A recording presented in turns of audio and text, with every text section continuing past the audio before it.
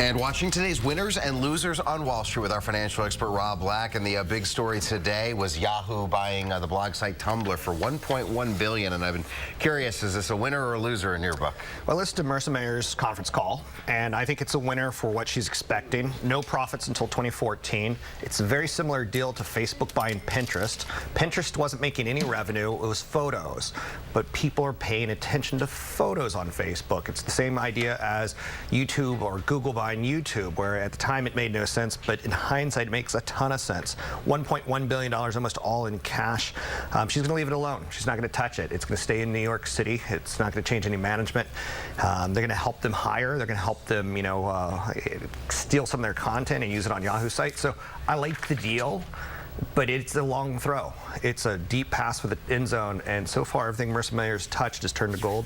Stock's up 70% since she's taken over at Yahoo. Wow, and I guess the real winner here also is the Tumblr CEO, a young high school dropout who's now worth $220 million. Pretty incredible. Lives in a simple apartment, has the same girlfriend for many years, who's a chef. The only thing expensive he has is a nice kitchen in his 1,600 square foot Manhattan apartment. Wow, pretty incredible. All right, let's talk about California's jobless rate, and we had some great news with it falling to 9%, still above the national average. Do you like the trend that we're seeing in California jobs? Not really. No.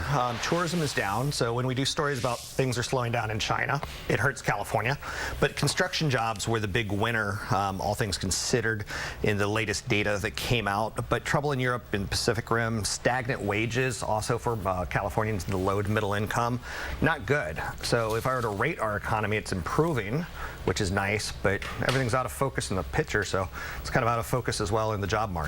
Good way to put it. All right, let's talk about CalPERS, the California pension system. And there's been this big fight with JP Morgan and Jamie Dimon about keeping both of his roles as a chairman and CEO.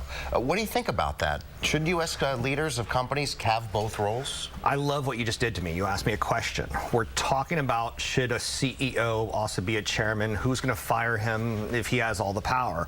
He oversaw what was it, $6 billion mistake in trading, $6 billion trading loss last year.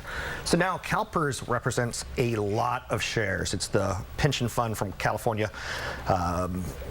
Public Employees Retirement System, and they're probably going to split their vote. We'll know tomorrow, but the fact that you and I are talking about corporate governance on the stock market level of someone as big as JP Morgan and Jamie Dimon, I think it's nice. Again, it's getting to know the issues that affect the stocks that you invest in. Yeah, it's interesting. Almost all European companies split the roles, but in the U.S., a lot of companies have chairman and CEO as one title.